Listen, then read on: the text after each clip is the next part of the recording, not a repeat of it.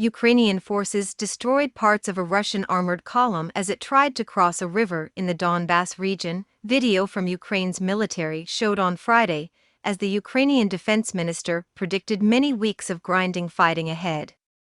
Ukrainian forces have driven Russia from the second-largest Ukrainian city of Kharkiv in their fastest advance since Kremlin troops pulled away from Kiev and the northeast over a month ago to focus their offensive on the Donbas region bordering Russia. The city, which had been under fierce bombardment, has been quiet for at least 2 weeks, and Reuters journalists have confirmed Ukraine now controls territory stretching to the Siversky Donets River, around 40 kilometers (25 miles) to the east.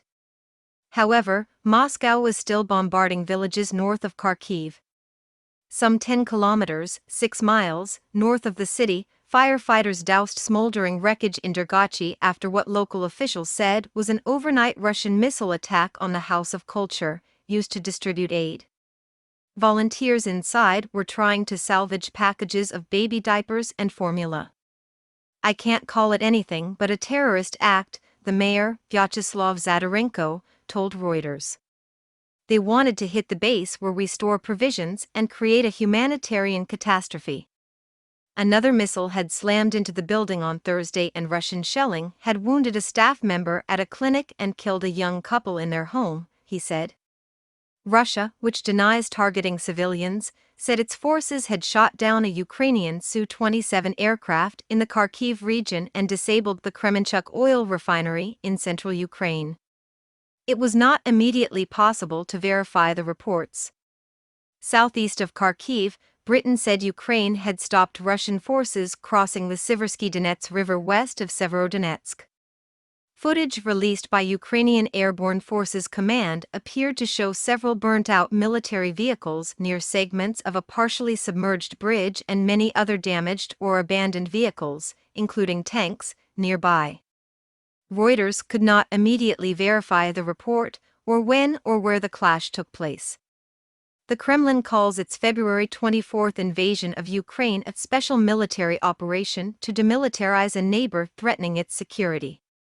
Ukraine says it poses no threat to Russia and that the deaths of thousands of civilians and destruction of cities and towns show Russia is waging a war of aggression. "We are entering a new, long phase of the war," Ukrainian Defense Minister Oleksiy Reznikov said in a Facebook post, predicting extremely tough weeks ahead, during which he said Ukraine would largely be alone against an enraged aggressor.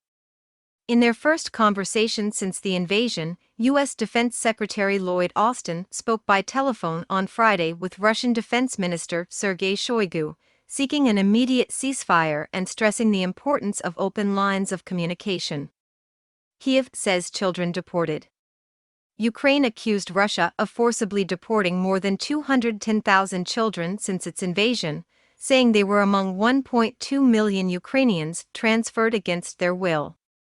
The Kremlin says people have come to Russia to escape fighting. In Kiev, a court began hearing the first case of what Ukraine says are more than 10,000 possible war crimes. A Russian soldier is accused of murdering a civilian. Moscow has accused Kiev of staging such crimes.